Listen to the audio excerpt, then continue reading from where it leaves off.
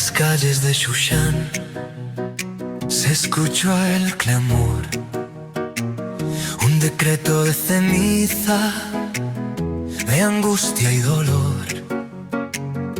Amán al malvado con odio y con saña tendió contra el justo una oscura telaraña.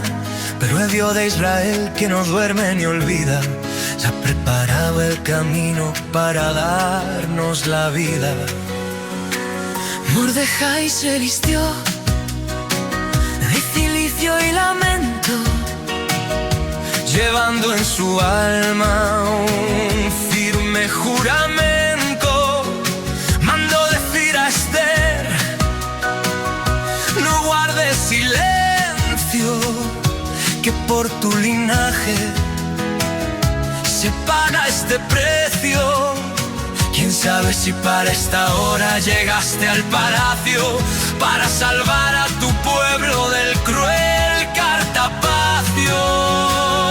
3 días, 3 noches sin pan y sin vino, el pueblo unido trazó su destino. No fue con la espada ni con altivez, fue con el ayuno y la fe en su merced. Oh Dios de Abraham, escucha el ruego, que el ayuno de Esther apague este fuego. Si he de perecer, que perezca, ella dijo, con el alma dispuesta y el ruego prolijo.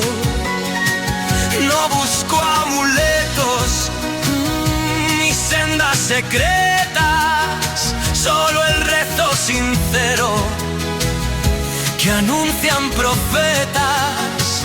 Frente al trono del rey, sin ser llamada, iba la hija de Judá, por su fe resguardada.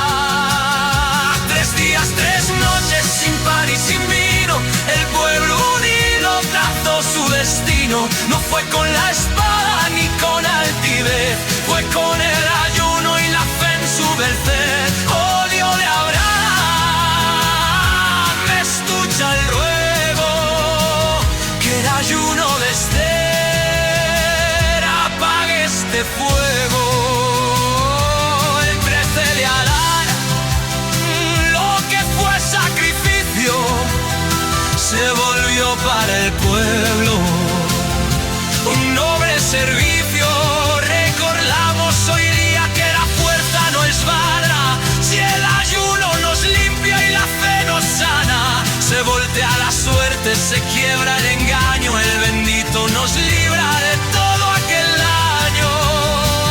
Al caer de la tarde, la estrella asomará y la alegría